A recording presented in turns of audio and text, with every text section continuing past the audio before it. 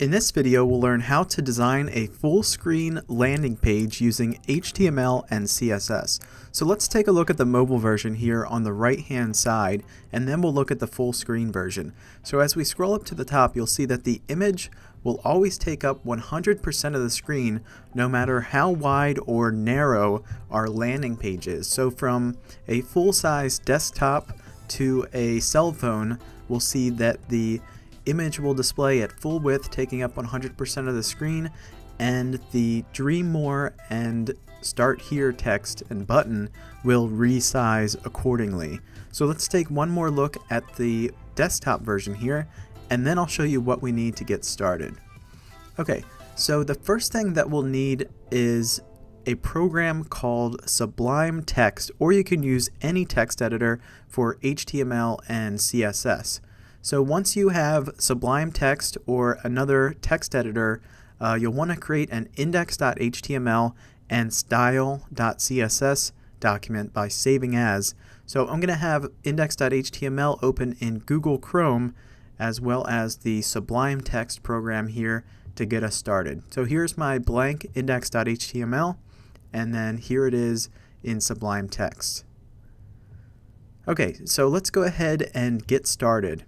So I'm going to have the finished version open so we can see what it is we're laying out, and then we'll check the version we're working on as we go along. Okay, let's go ahead and get started with our HTML. So I'm going to start off with just typing in HTML, and that will fill out the basics for us with the HTML document, our head section, the body section, and then we can enter the title. So I'm just going to call this Dream More landing page, and then we'll drop down underneath the title and add a link to the style.css style sheet that we're going to work on after the HTML. So if we just write link, it will fill out the rest, and then we'll just need to link it to style.css. Okay, so now we can drop down to the body section and get started with the first of our content as far as the tags go. So the first thing that we're going to do is lay out a class that will span the full page once we land on the screen, which is going to be the whole mountain image that we're seeing.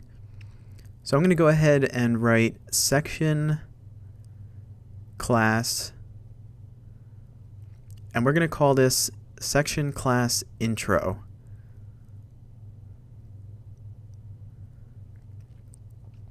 Okay, and then the next thing that we're going to do is another class, and we're going to call this div class inner, and this will also span the entire page, but it will give us some more room to work with having two classes here for styling purposes. Then within that, we're going to have another class for our content. So that's going to contain the Dream More text and the Start Here button. So write div class content, and then you can close out the div. So I'll drop down and close the div.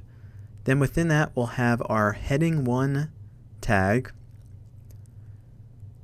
and just write Dream More inside of it. And then last but not least, for the section with the image is going to be the Start Here button. So drop down underneath the H1 tag and write a class btn, and then we'll write href, and you can add your URL that you want to link to here. I'm just going to write the hashtag so it doesn't send us anywhere for now. Then the Start Here text, and then close out the A. Okay, so let's go and check out the version we're working on here. So we have our heading 1 Dream More text, and then the Start Here link that will be turned into a button later on. So now let's go ahead and just add our paragraph text. I'm going to copy this text here, which is just plain old dummy text, and paste it into a paragraph tag. And I'll just do this 2 more times to take up more room on the page. Okay. So now I'll go ahead and save it and go back to the version we're working on here, and there we have our paragraph text. So that's everything for our HTML. All of the rest, including the image itself, will be added in our style sheet. So let's go over to style.css and start laying out our CSS. Alright, so the first thing that we'll do in style.css is import a Google font. So just write @import URL, and then in parentheses and a quote, write https://fonts.googleapis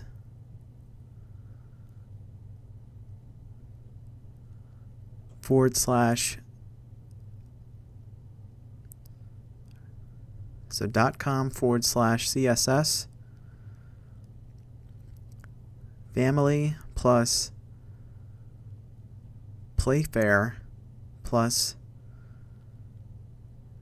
display. Okay, so once we enter our Google font, let's go ahead and drop down and style the HTML page itself and then the body with a bit of a reset style here. So let's give it a margin 0, and then we'll give it padding 0, and then we'll give it height and width 100%, so we can have our image take up the full span of the web browser displaying our HTML document. So the next thing that we'll style will be the first class that we created, the intro class. So go ahead and write .intro, and then we'll also give this a height of 100%. So here's our intro class spanning the whole page, and I'll just bring up the version we're working on here. So we're going to give again the intro class a height of 100% and a width of 100%.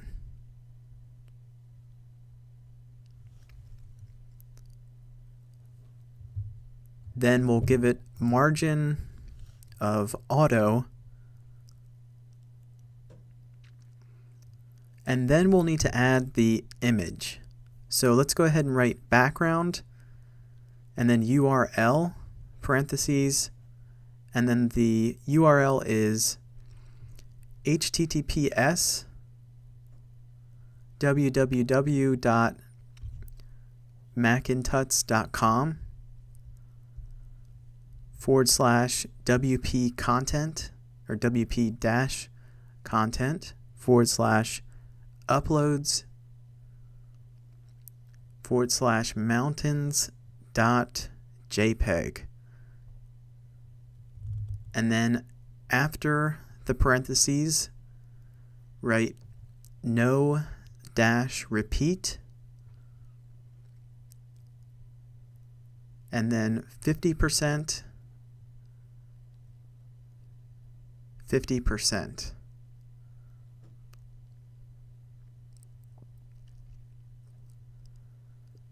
Okay, so the next thing that we'll add is we're going to give it a background size style, because if we look at it here, it's only taking up a little bit of the page as a background image. So write background dash size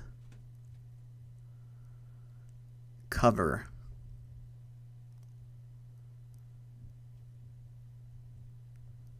Okay, and then if we refresh, we'll see that it's changed its spot on the page, but it's still not taking up the whole page. So then we'll write display table and top 0, so the image goes all the way up to the top of the web browser. Okay, so now let's go back and I forgot one thing up here. There we go. So I forgot the semicolon there after the Google font, and that was keeping the background properties here to take effect. So let's drop down next and we'll style the inner class. So if you remember, it goes intro class to inner class. So let's write .intro .inner and then display table dash cell and then vertical align middle. So this is going to sort of center the Dream More text on the page. And we'll give this a width of 100% and a max width of none.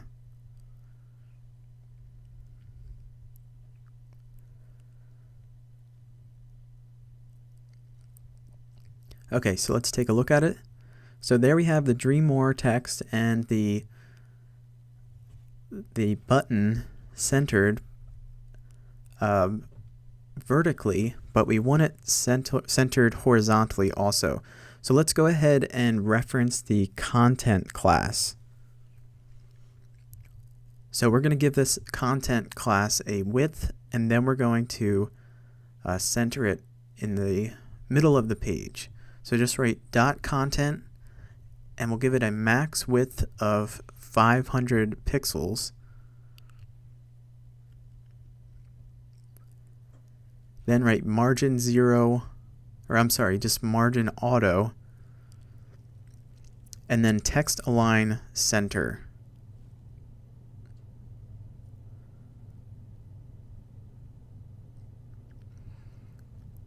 Alright, so let's take a look at it now.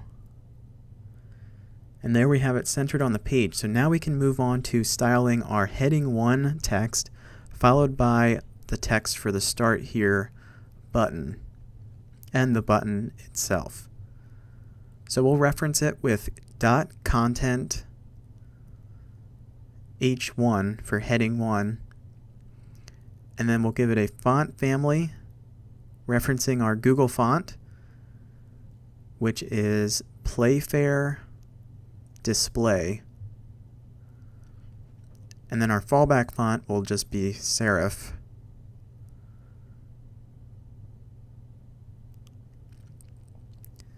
And then let's give it a color, which is going to be sort of an off-white color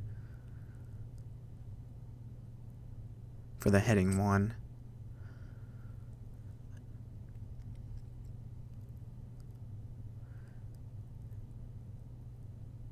So color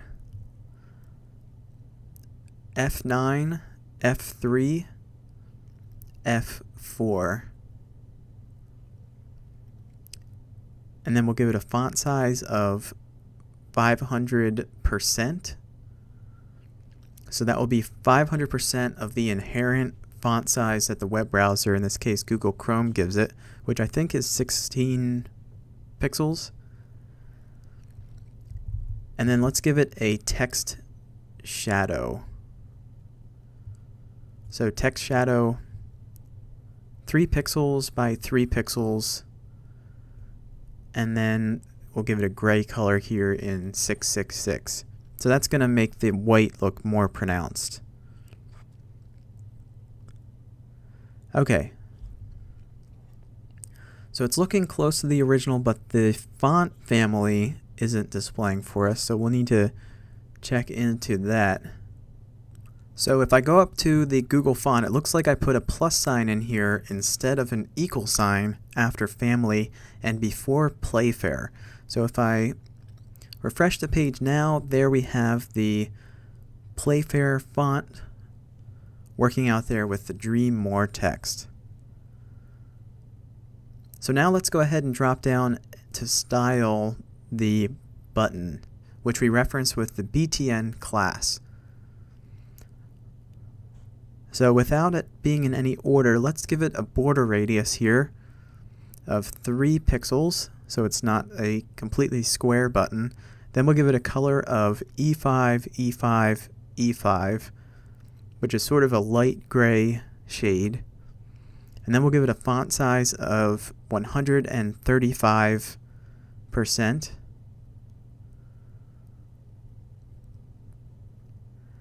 And then in order to it to be a button, we'll want to add some padding. So we can see kind of like a light ring around it.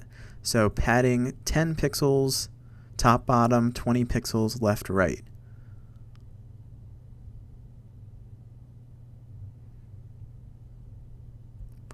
Alright, and then we'll give it a border.